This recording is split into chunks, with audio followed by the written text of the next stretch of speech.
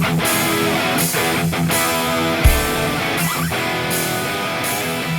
is up, everybody? Thank you for being patient. Welcome to KBN Live. We had some technical issues. I blame the internet in Tennessee and Florida. Right. Okay. Yeah. Had to be all of us.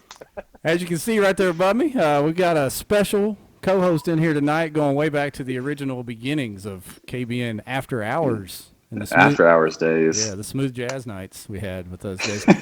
Shane Williams jumping in because my partner, Ryan Lambert, is the TOC champ. Man, we are pumped. Everybody's excited. We were, following that all weekend. So, Ryan, congrats. And we also have runner-up Jordan Marshall down there. Thanks, fellas, for taking the time to slide on over here. I know y'all are wore out. Absolutely. Yeah, it was worth it, though. I will tell you that. Yeah. What'd you think of that intro, Ryan? Good time. I like it, man. I like it. I need a belt like that. Yeah. Right. I'm no Chase Tanner on the Photoshop, but I tried to slide a little something in there for you. You earned it. All three of y'all were there. I was on the sidelines back home watching and enjoyed following along with all the pictures and posts from the pre-fishing all the way through the weekend.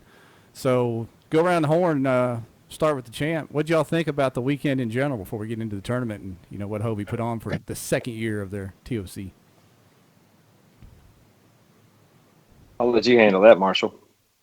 Well, you're the champ, big dog. I don't want to talk about it.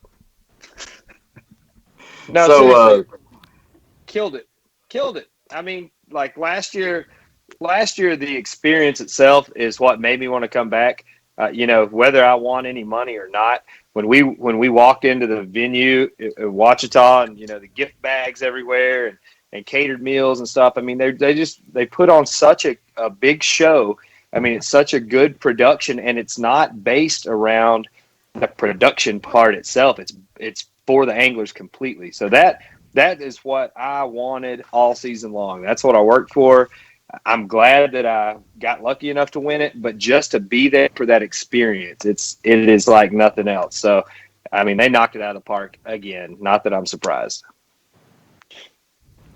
Jordan, what'd you think, buddy? Yeah, as soon as AJ mentioned it last year at the TOC, we might be coming up here to Knoxville. I was excited. I knew, Knoxville, we had talked to them about doing the state championship, and they were eager to start getting involved with fishing stuff and kayak fishing tournaments in general. And I knew that they had a lot to offer. It was, a great fishery, couple rivers that we had that were, would really put out some good fish, and to be able to have a tournament that wasn't out in the middle of nowhere. We had pretty good cell service all over the place, and, a big city for us to enjoy and have nice hotels and nice eateries and stuff like that. So I was happy start to finish and was glad everybody had fun while they were here. Yeah, man. And Shane, you had a front row seat to it as well. You grinded all year to make it there. I know you flew all the way out to California to make it happen. So what'd you think? Yeah, kind of the same deal. I was watching from the sidelines last year in Arkansas, and I made that my number one goal going into this season. To do whatever I could to just get to the big dance with these guys. And it took a lot of work on my part. I know all these guys work all year long to make this happen. So yeah, I was able to fly out to Susky, catch some smallies out there. That was actually my first time really targeting smallies, and then turn around and fly out to the Delta, have a good time with those guys. But yeah, just such a cool experience. Like Ryan said, total focus on the anglers, which was cool. They kind of introduced each of us and how we made it to that point. Just the whole event was very smooth. We had a good time, ate some good food. Definitely going to be the goal again to get there next year, maybe even catch a couple fish. Yeah, man. Ryan and Jordan, are you hearing me still? We're getting a lot of Yeah. I can hear you, but they're saying we're getting a lot of live stream issues. I don't know. This seems like the most appropriate episode to have the most problems. Yeah. Well, I mean, we can hear you while I work on that. It's saying, mine's saying live video interrupted, but yeah, mine did too. Guys, if you guys can still hear us at all, can anyone still hear us? Dylan Lowry said throw the whole state of Arkansas away and start over. I feel you, brother. yeah. I second that. Yeah. Let's see what Dadgummit, Jeff. Let's press pause for a second, boys. We're Let's see if we losing can them. fix.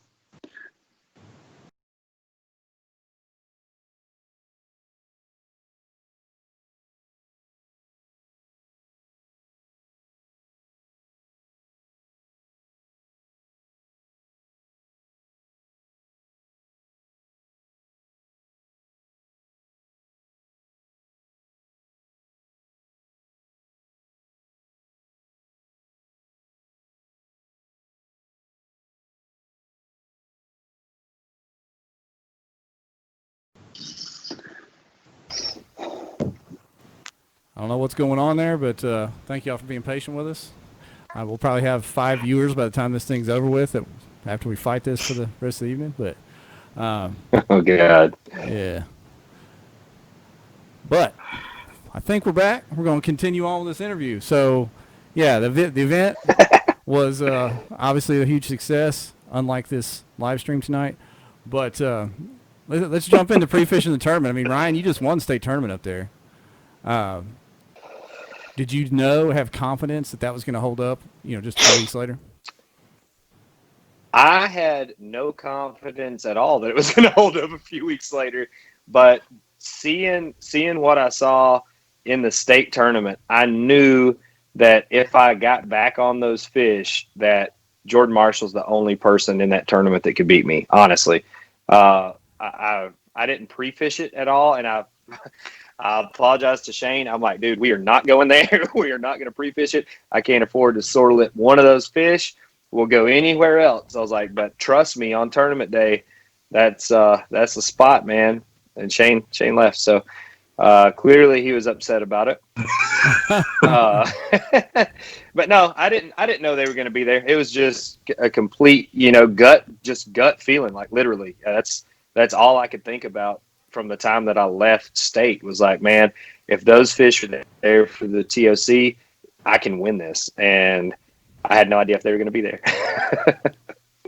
And they were there. Going into that event, I would have paid Lambert money to fish that spot because I didn't think there was any chance at all those fish are going to stay there. And I think I ragged him for 2 weeks saying he was the luckiest person You did to catch those fish in that spot because I floated both those rivers a lot and I fished that stretch and he was on quite a bit too. And I don't recall ever catching a fish where he's at on that little spot. And I don't ever recall seeing a school of fish that big because there was a lot of fish there. And I figured it up between you and your pirates on day 2. I think y'all gave up, that spot gave up like 5 90-inch limits in 2 days. I mean, that's, if not more, man. I mean, that's incredible. And what a good fishery that is to give away, one spot or not. I mean, that's impressive what was put up this weekend. And we saw bigger fish. Lance was fishing pretty ways down the river from where that was, a few hundred yards on the opposite side. He was catching a lot of quality fish. I pulled that 18.5 down on those shoals below that. So they were in the area, not just concentrated in that little Coley school, McGowan, Joseph Sanderson, we were all right. We were all in this one area. And I mean, it was turning out some really good fish both days. So day 2, I know we can get into more detail on day 1, but day 2, it seemed like some of the folks that shared that water with you didn't quite have the same success you did.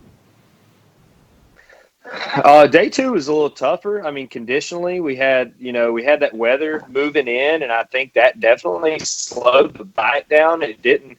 I needed those fish where I was at specifically. I had never hit them before like 9:30. I like to let the sun get up a little bit. Air temp warms up.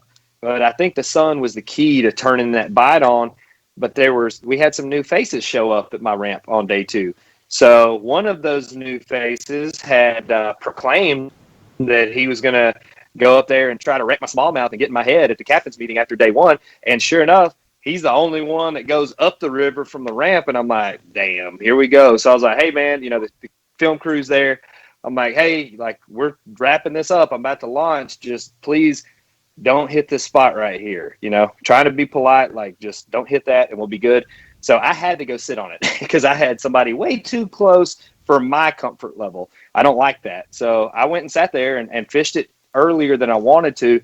And to be honest, I think that hurt that flurry of bites that I would normally get at 9:30. I had. We're still getting complaints in the Yeah. comments about a bad connection. Appreciate y'all bearing with us. We'll see if we can get this thing to work. Is it? It's your face, Jordan. Oh, that's real. Meme. That's scary. All right, we're live again. I've got clear pictures everywhere. I've restarted everything I can. Do your worst with the memes in the comments, please. We need that for motivation to prevent this from ever happening again. But anyway, I don't know where we left off. But if you're jumping back on with us, you're one of the 5 or 6 people that are jumping back on with us. Please let us know if everything looks better and you can hear us. Because if it doesn't, we'll shut this thing down like Forever. Like Ryan shut down Spot Steelers on Sunday. Shoot. Yeah. So everybody comment. Let us know where we're at. But yeah, sorry about the difficulties, but we're gonna get back to the tournament talk itself. Day 1, day 2, Jordan. Before the tournament even started, people thought you were one of the favorites. Ryan was even saying that. You didn't really submit your fish early on day 1, and I was kind of waiting to see where you were by the end. Were you in a bad spot, or were you holding them on purpose?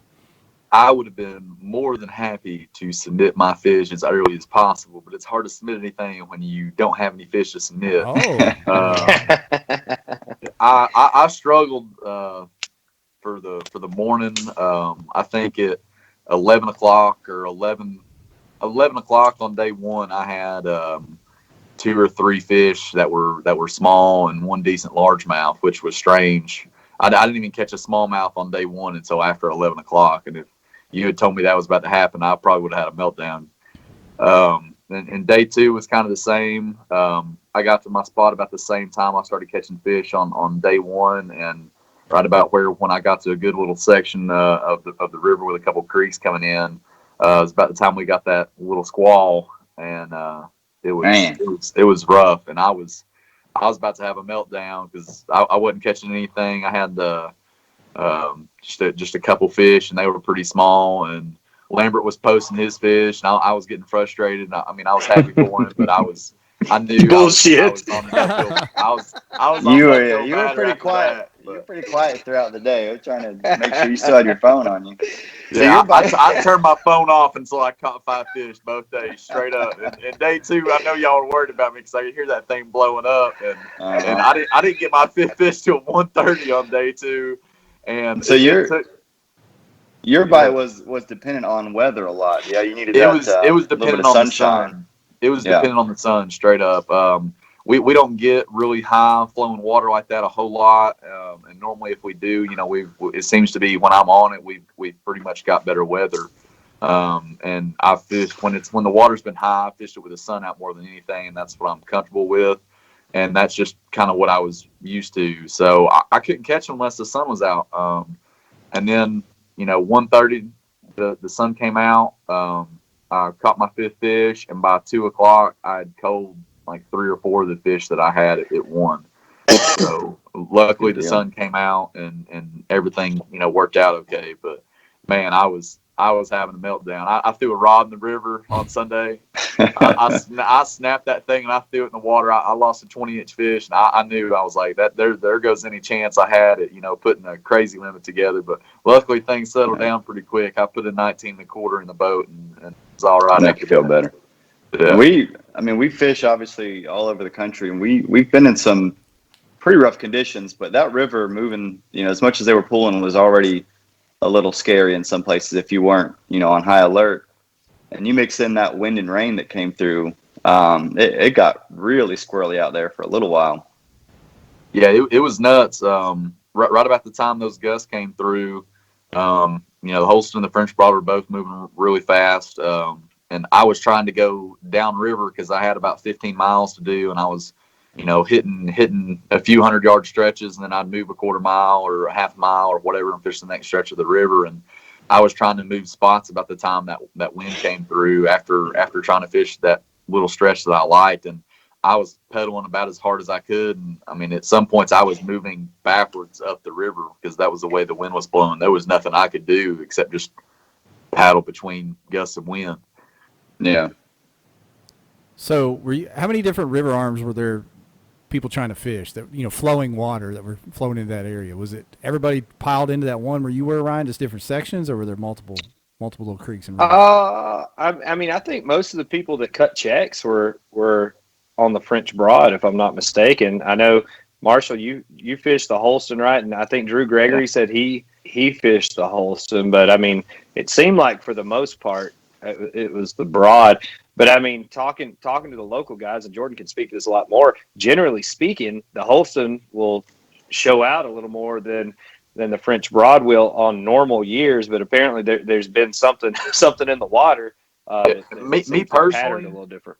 Me personally, I think if you want to just say, hey, you go out and catch the biggest smallmouth, you got one chance to catch the biggest smallmouth, I would probably lean towards the French Broad. I think it's got a better ceiling as far as like catching a giant goes. I've got really good fish off of both, but I think the Holston's a little more consistent, and I probably fish it just a little bit more. So that's kind of where I felt more comfortable. Plus, on day 2, I was the only person that floated that stretch of river, and on day 1, there were only 2 other people there, and one of them posted up at the mouth of a creek, and I never even saw the other one. I just saw their boats first thing in the morning, and I know how busy the French Broad was, and I figured it was going to be that way. So I stuck with what I figured was going to suit me the best. So, kind of going along with that, Jordan, you mentioned you had the river to yourself. There were definitely a lot more guys on the French on the second day. And for the most part, I think they were very respectable of Ryan and kind of what he was doing, knowing that he was very likely going to win the event, by the way things were going. But maybe y'all could speak on kind of the etiquette or the courtesy, especially on that level, being at the Tournament of Champions, kind of what your process should be as an angler and a competitor. I actually had a really good etiquette experience this weekend. After day 1, Drew Gregory came up to me after the captain's meeting and was like, "Hey man, I heard where you fished. I was thinking about floating down to where you were.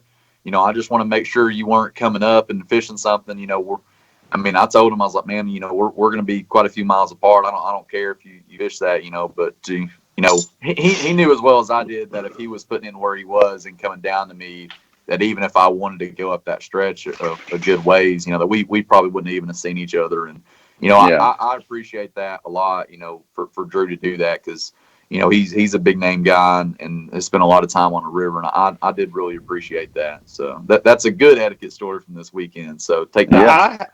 I have several of those. So I mean, myself and Shane, day 1, we pulled into the ramp where I wanted to launch, and there was Joseph Sanderson, Lance Coley, Matt Ball, and Jody Queen putting in. And I was like, let's watch and see which way they go. They went downriver, and I was like, man, I am not floating a river behind Jody Queen. It's not what I'm trying to do. So we're going to look at the next ramp up, and we're going to go 5 miles higher, and we'll let the fish settle down a little bit, and we'll come down. So we did that, and we talked to Jody and Matt, at the ramp when we took out that afternoon, and they saw the limit that I had, and they didn't even come back to that ramp where they launched the next day. They're like, we're staying out of the area. I talked to Lance Coley. He said, hey, where's your spot? I told him. He told me where his was, and we, had a gentleman's agreement, like, that's your side, this is my side, and this is how it's going to go. And I think, like, when you're talking about the top 50 guys in the country, guys and girls in the country, like, you expect that. Like, you spent no telling how many thousands of dollars chasing this dream.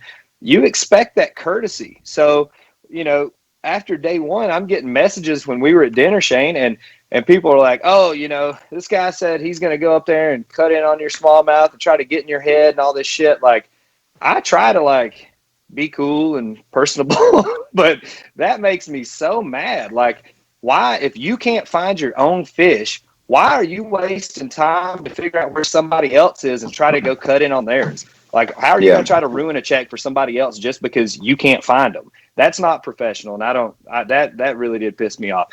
Everybody else was so cool. Coley McGowan came floating down. He and I talked, and he's like, hey man, what? He stopped when he saw me.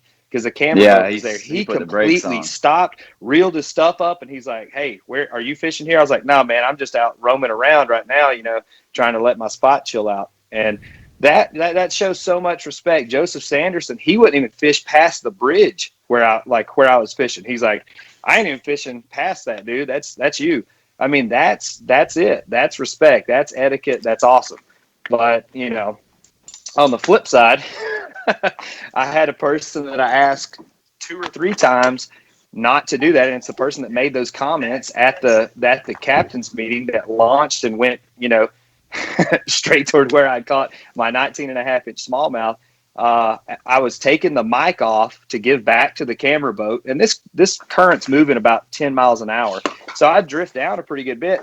I'm kicking back, and he has slid into the spot, the 40-yard stretch that I've asked him twice not to, and that makes me furious. Like that got in my head bad. I got so pissed off, and I was more determined to win the damn tournament on that single spot because of that. Like that infuriated me, and I think that's really what made me so I guess emotional. Like when I finally got that 5th fish, it was like a nail in the coffin. I was like, man, So there were a lot of factors working against you. I'm like, man, after all this stuff, like this is it. This is what doing the right thing means. And so obviously in this situation, you want to give the guy ample room to fish his entire area. He's got a shot at the championship. Any other tournament, common courtesy, at least a casting distance or more, 50 yards, whatever you want to go by. But there was a shot that I saw from the camera boat where it looked like you two were damn near touching kayaks. I mean, right there together. So the shot from the camera boat, I went and hit that spot first thing in the morning. And Shane, where I caught that 19.5. So yeah. I pull off the spot and I go up, to that little eddy where you caught that 17.5, that current break. So I get up there and I see this guy coming back down toward me, and we pass and talk. And that's when the camera boat, he was going around. And that was the second time I'd ask him as he was going back. I was like, please don't hit that spot.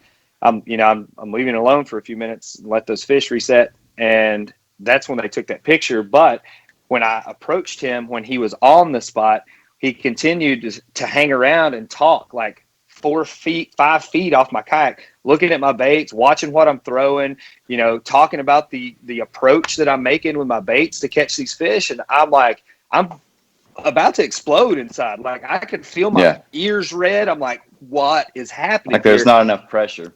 Did he catch one there, Ryan? Hell no. And as soon as he left, I caught a 19.5. Wow, let's go. Everybody in the comments is wanting you to name drop and burn this guy. Are we just going to leave it alone, or are you going to light this thing up? Dude, I Joe Camiotti, don't ever do that shit again, ever, in any tournament that you're ever in. And I know you try to play it off like, oh, this was the spot. Like, come on, man. I mean, be careful. Be careful what kind of shit you step in, man. Yeah, for real. All of us can learn from that because that is absolutely ridiculous. Whether it's a local tournament, a state championship, a regional tournament, or a national tournament, you don't do that to someone, especially someone that is in contention to win an event or in the top 5. I mean, it's just unbelievable. Bad practice. So, but to reiterate again, just to end on a positive note, by far a lot more of the guys that we ran into were very respectable. And I launched there with Ryan, of course, and he had this bank all the way down, and Lance wanted that other bank, so I took off downriver and tried to put something else together, but didn't work out. But that's kind of what you have to do when somebody's chasing the big prize. Yeah. And I appreciate that. And Shane, I mean, hats off to you too, because you were fishing with me day one. We got on that spot, and I caught those fish, and I pulled off of it. I knew when I hit 95 that I would only be doing more harm if I personally sat there and tried to cull up on those fish. So I was like, Shane, take another 35, 40 minutes, whatever, and sit here. But please, if you don't get something out of that, let's come on down and let these sit. And I appreciate it. I would have loved to have sat there all day. Dude, and I know it's hard for me to even ask you that, but I knew what was in there, man. That was just money sitting on the bottom. Brown dollar bills right there. Hey, we got some questions coming in. Let's see. Kyle Long asked about the Ned. He said you pulled out the Ned rig on day 2, maybe day 1 and 2. He said, is that a technique? Honestly, man, I came down the river and I busted a 19.5-inch smallmouth on up from the spot. That was a bonus. That's why I told Shane anything we catch between here and there is a bonus fish. So I caught it on a Sling Blade Z white spinner bait. Pretty standard river fishing attire there. I took that down to the spot. I had one short strike it, and that upset me a little bit on that spot. I threw back in and jacked it, and I think it was like a 19 Shane. It was another good fish. It was either 19 or 20.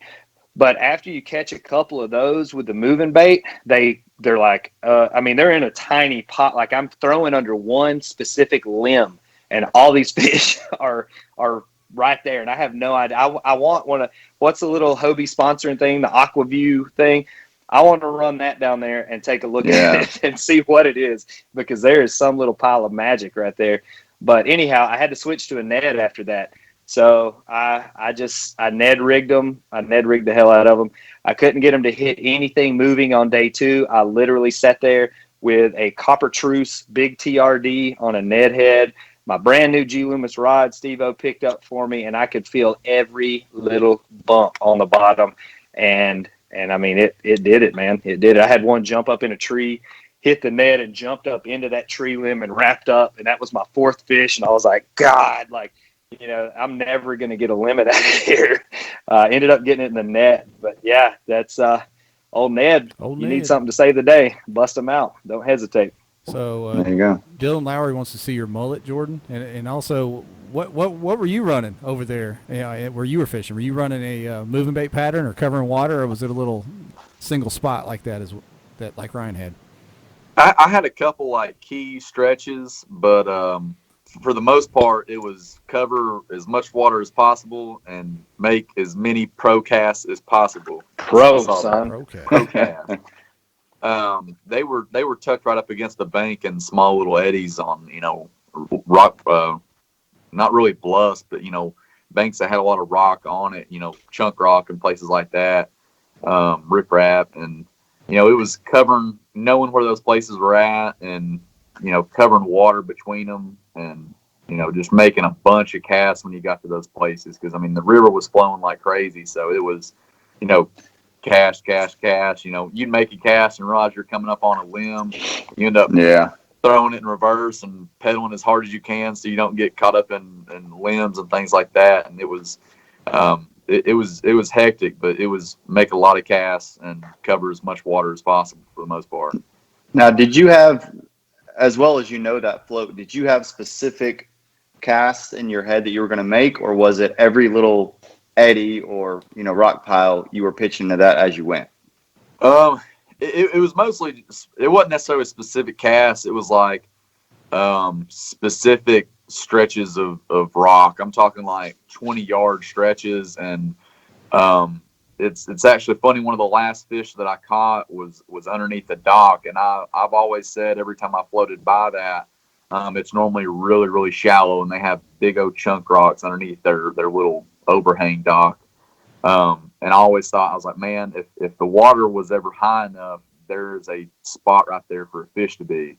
And sure enough, when I got down there, I didn't touch it on day 1 because, I was relatively comfortable with my total, and I didn't want to touch anything on that last mile of that float because I put up 90 inches multiple times just on that last mile and kind of left it alone on day 1. And day 2, I absolutely hammered the crap out of it for the last 2 hours, and that's where quite a few of my bites came from. But I flipped under that one dock, and sure enough, there was a fish right where I always figured there would be one when the water was up. So it was, it was nice to have that kind of, knowledge of the river. It helped out a lot, man. It really did. And I threw a spinnerbait both days, all day, just custom spinnerbaits that I've piddled with, and custom colors and blades and things like that. So. Good deal. Mark Springer asked about bow control. He said that had to be a key for everybody that was fishing those rivers.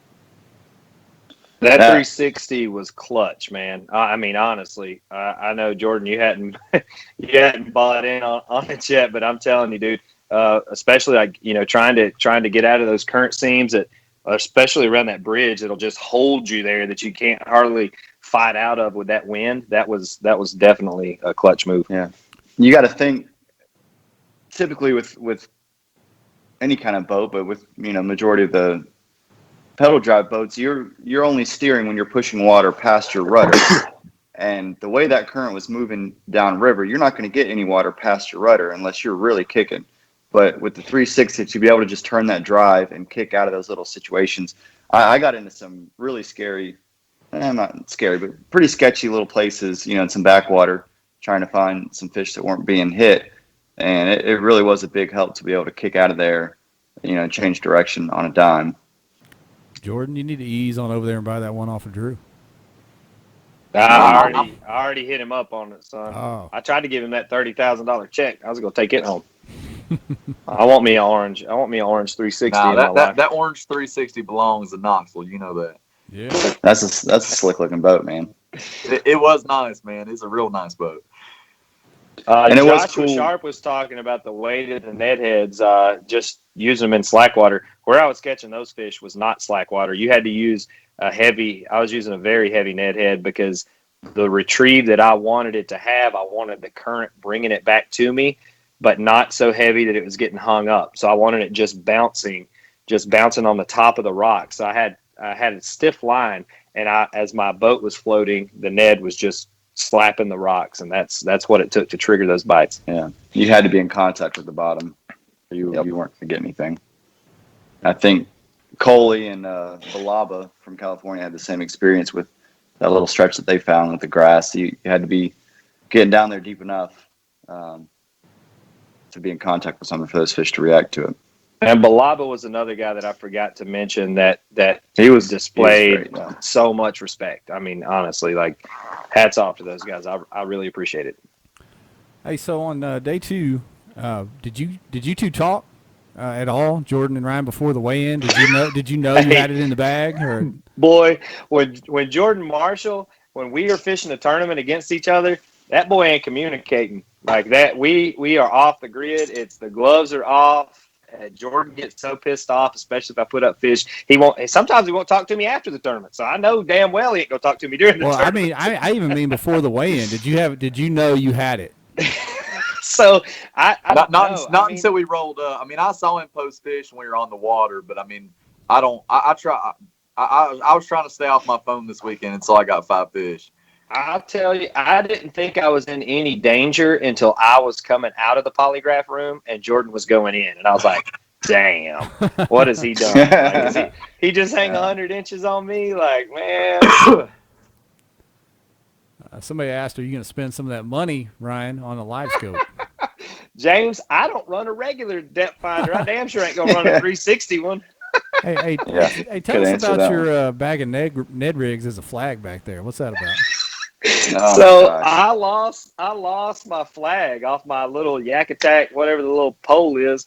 And in TVKA, you have to have a 360 flag. So for cast, the Tennessee State Championship, I lost my flag, and I was like, dang, I got to tie something on this pole. So I just grabbed a pack of hula sticks and tied them up there. And Terry Golden was cracking up. The cameraman thought it was hilarious. He's like, what is on your pole? I was like, it's a little sack of hulas, man. It's a good luck charm. You never know when times get tough. Yeah. Get some magic out. Emergency reserve. That cameraman got all kind of goofy stuff from us this weekend. Oh, yeah. So Shane dropped his keys down the elevator shaft at the hotel from the 5th floor. And I was like, dang, because we were going to do a float. And I was like, you got to have 2 trucks for a float. That was late Friday night. Yep. So we were kind of scrambling, and I was like, dude, why don't we try it? Well, first of all, I was freaking out thinking we were done. Shane goes down to the 1st floor, and Shane, you can take it from there. Initially, I just went up to the calendar, and I was like, listen, I got to take that elevator out. We got to snatch this whole thing out of here. We got a championship in the morning. So they were on the horn with the elevator maintenance company, and Shane, the cameraman, happened to walk by and kind of overheard what was happening. He's like, no, y'all hang on right now. I'm gonna go get the big camera. We're gonna film this ordeal. And they were trying to rig something up. I happened to shine a flashlight in this little 1-inch crack in the elevator into the shaft, and I could see my keys by miracle sitting at the bottom of this. It's probably another 4 or 5 foot to the very bottom of the elevator shaft. I was like, man, we can get these bad boys. So we Ryan ended up, we walked back out and got a rod and tied a little treble hook on it. And Thanks to Matt Scotch. Thank you for the treble hook. yeah, shout out to Scotch for the hook, because neither one of us, I can tell you right now, neither of us had any treble hooks anywhere near us. So, yeah, that came in clutch. We got those out, and only lost my keys one other time this weekend. So, not bad. That's Not my boy. bad. Yeah, yeah. That's awesome. When AJ's on me, like, dude, hurry up, get back to the check-in, We got to do a polygraph. Don't drink any beer. Don't drink any beer. Don't drink any beer. He said that like 10 times. So I was like, AJ, come on, bro. Yeah, I wonder why he was so insistent on that. And then I get Shane back to his truck, and he's like, dude, I don't have my keys. And I'm like, get in, like, we're going. I was like, just leave your truck here under this bridge. We'll get it some other time. Like, we got to go. Where were they, Shane? They were very, very safe in one of my waterproof Plano boxes, which is something I've never done before. I usually That's always a pro put them, move, though, Shane. It is That's a a pro move. PKA move, buddy. PKA. Highly recommend it. PKA. All day. I usually put them in my center hatch bucket with my wallet, and my wallet was right there where I've put it a million times. So I naturally assumed the keys had fallen out or gotten lost somewhere downriver. I'd already ordered a locksmith and everything to, rekey my truck, blah, blah, blah. Sitting in a Plano box. Those rivers did claim some keys this weekend, though. They claimed They a lot got of a stuff few this different weekend. things, yeah. Anybody turtle? I don't. Dude, as soon as we pulled in, Matt Ball, the current hit his kayak. Jody Queen was backing in, and it flipped his yak off the trailer like that. He didn't lose anything. I think he broke his fish finder, and then one of his rods was weakened, and he broke it on a 20-inch smallmouth. Oh, The wow. rod snapped in half. Yeah. The fish got off. Wow. He didn't know Yeah. that there was a crack in the rod, and he's fighting this giant smallie, and just a hairline fracture from flipping, ended up snapping the rod in half, losing the fish. That's, you talk about heartbreak, man. What a disaster. Hey, Eric Thompson asked to act. He said axe Jordan about his new rod. What'd you use during the TOC? Did you have a special rod? Yeah, shout out to Eric. He handed me a cash and rod for the weekend, and I had 2 spinnerbait rod setups, and I actually caught like 9 of my 10 fish that I turned in on one of those brand new Cashin. So I was. Are you going to join the Cashin team, the family, Cashin family? Cashin family. I don't know. That's I really liked the rod. I really did. I mean, honestly, I've never really had any experience with them, and picked them up in a tackle shop a few times, and wasn't really sure about the whole grip scenario, whether it was going to be slick in the rain. And man, I threw that thing all day Sunday through the squall, and I didn't have no trouble dropping it. Nice. I liked it, man. It was a nice rod. That's not the one We you threw did in have- the river? What did you say? That's not the one you threw in the river? That's not the one you threw into the river. No, I've learned when I throw rods in the river and break rods through anger, I break the cheap rods. So shout out to Luz for that cheap rod that Jordan carries extra rods just to break. Like, he grabs one out of the sack and just. It's just like an arrow. You just pull it out and just sling it out the river. Grab an ugly stick out of the quiver. I broke my I had an Abu Garcia rod that I won, like a rocket combo or whatever at that native tournament. I broke it on a jig on camera with the freaking camera on. And I said, thanks, Abu Garcia, and slung the broken piece around my head. I'm surprised Thomason didn't ask about my bullshad meltdowns. That's normally what he brings up, my bullshad meltdowns. Well, we're going to ask about it. Tell us about that one, Jordan. Long story short, I like to throw bull shads. I've got one sitting right here, strange enough. And, bull shads ain't cheap.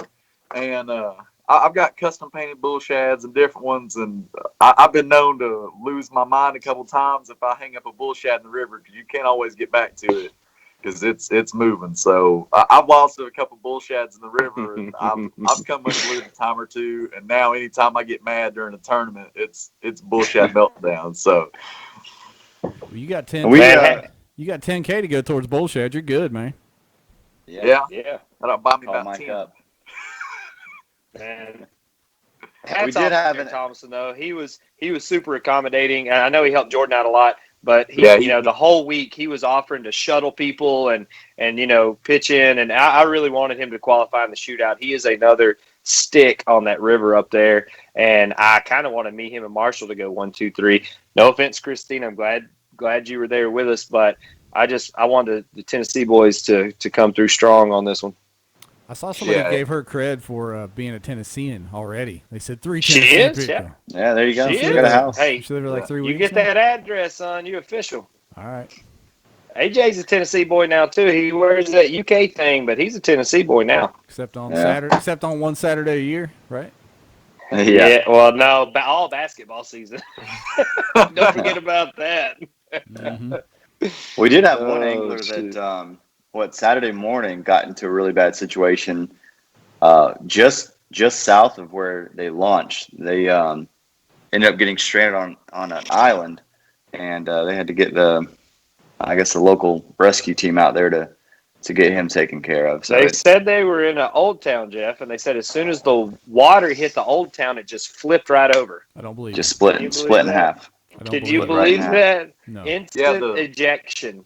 The island where they got stranded is approximately 20 yards from the boat ramp. So that's right there. We fished it. Yeah, me and Shane floated it. Tried Shane to. and Jackson. Yeah. Yeah. It was. Yeah, we didn't. They Try didn't to make float it very far. We tried to single access it. We ended up doing a 10-mile float. Same thing I did Sunday. I've been there. You're good at that. I've been there. Yeah. Well, if you guys have more questions in the comments, we have a big viewership tonight. Still sitting around 80, even after I think 4 tries at getting this thing going. So we appreciate everybody sticking with us tonight. If you got any more questions, throw them in there. You guys finished 1-2 in the tournament, and along with just the tournament itself, you got those Hobie Worlds invites, and I don't even think. Oh my gosh! I don't even think Jordan realized he had it till they were halfway through the AOY speech. No, not at all. I think he Christine had a texted clue. me on Sunday afternoon, and I told her I was like, girl, you lived in Tennessee for 3 weeks. I said, you done forgot how to count. I was like, there's no way on earth I'm anywhere close to that. And it didn't hit me until they started announcing. Me, Christine, and Ron, and Drew, and I get up there, and I'm kind of looking around, and I'm like, okay, Christine was like a point or two behind me coming into this, and she finished behind me, and I'm standing up there, and she's talking, and it kind of hit me. I was like, holy freaking crap. I mean, this is happening. And me and Lambert were joking around before the check-in started at all. I mean, we're sitting there, eating that great food that they provided for us, and we were joking around like, man, how cool would it be if both of us ended up going to Worlds? And that's I feel sorry for whatever country or whatever place. That's going to be a show. Go ahead and put a cameraman on us. 24/7.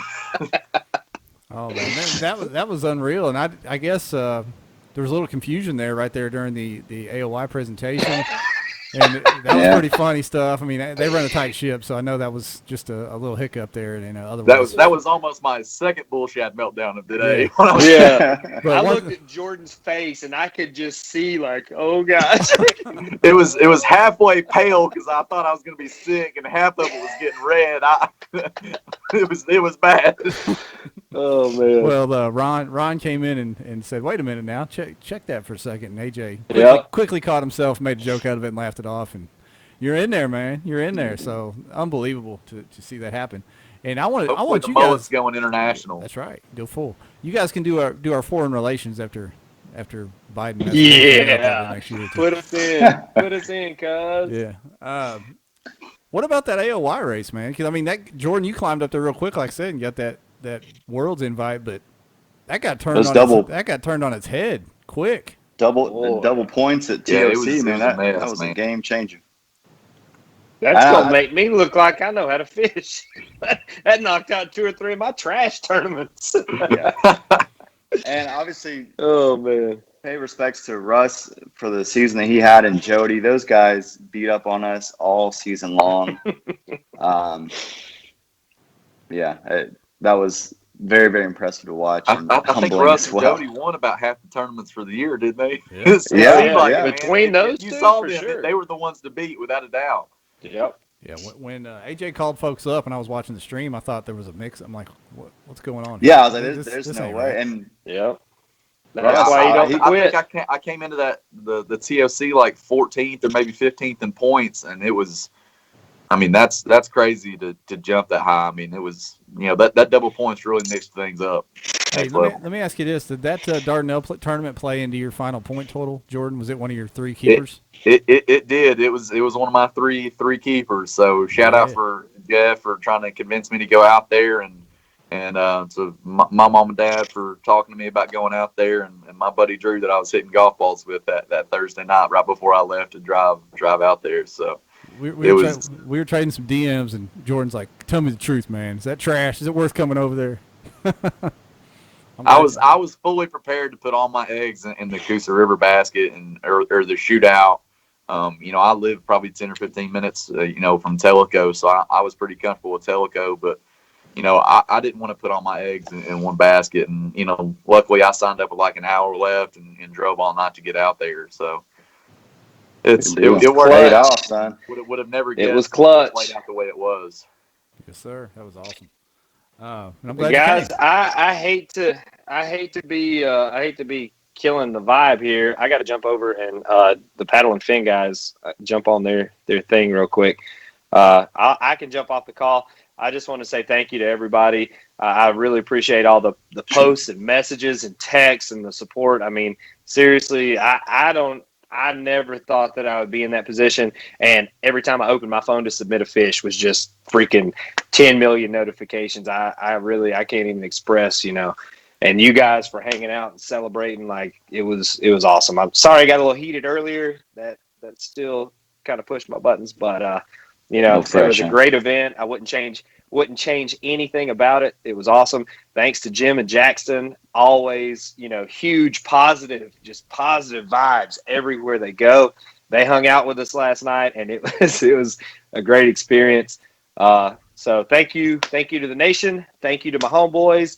I am going to jump off here. I'll let y'all continue on. All right, brother. See you guys. Congrats again. Hey, and Jordan and Shane, we don't have to keep this going on that long because I know we took 4 swings at it before we got it going. But is there anything else you guys want to touch on before we wrap it up tonight? And I'll get this thing all edited for the audio podcast later, so it sounds better. Nice and smooth.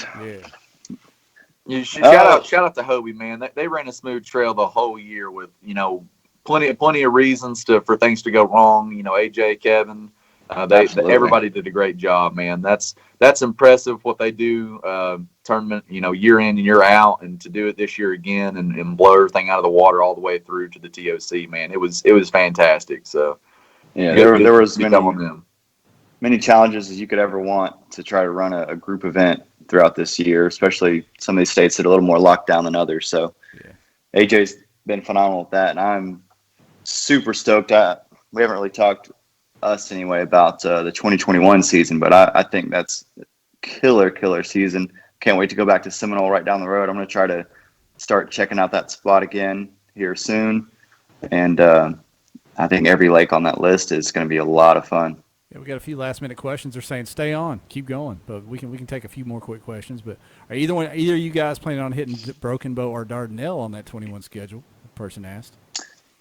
I don't think I am. I'm going to do Sam Rayburn out there, but I'm planning on doing the first 5 events, I think, which would be Seminole, Watts Bar, which is right by the house, Broken Bow, Dardanelle, and then there was one more, I think. Oh, Hartwell. You got Hartwell, yeah. Hartwell, it's close, and then probably Pickwick at the end. So I think that's going to be the 6 I shoot for, and maybe if I get a wild hair, I might drive up to Champlain because I've always wanted to fish it.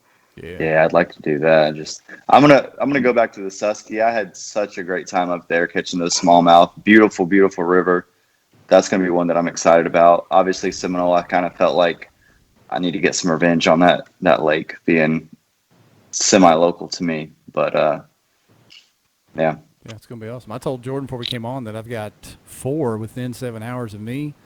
A couple within 3 hours, so that's gonna be nice. And Matt Scotch, Scotch kind of talked to me last night about Broken Bow, and he kind of sold me on that one. He said that should be the right time of year to really see some big bags over there and some spawning fish. So that one's probably going to be worth putting on the list. It'd be a little early for the spawn there, I think. Usually it's in April. They usually have a charity tournament there every year in mid-April.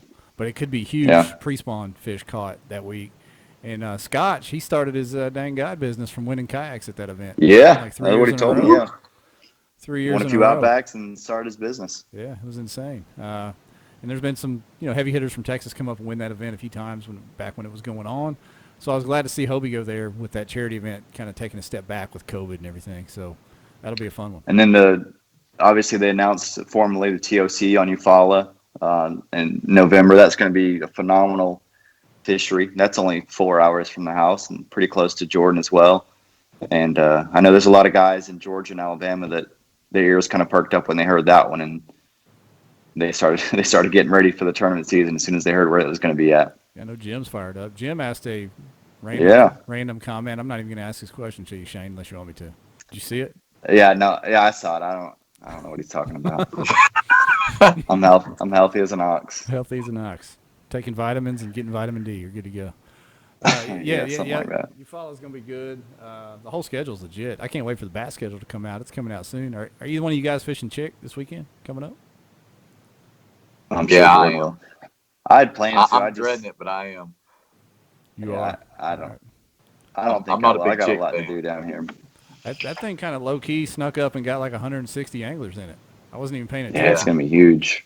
So, Yeah, I think I heard the payout was going to be like upper sevens, like $7,800-$7,900. So that's another chunk of change going to be somebody winning. Yeah, I saw somebody on KBN earlier posted their fantasy kayak fishing standings after this thing, and it made me think about the team I started for KBN, and I had Ryan, Christine, and Jordan on the team who finished 1, 2, 3 this last week. So I need y'all to go do the same thing at Chick, and maybe Team Cesspool can rise up, win that thing. I'm glad they couldn't trade people midway through the year on that, because I'm pretty sure I disappointed a lot of people until like the last probably month. So I'm glad they couldn't trade people, but I appreciate y'all sticking. Yeah, finish strong, right? That's right. I was hanging on to the end.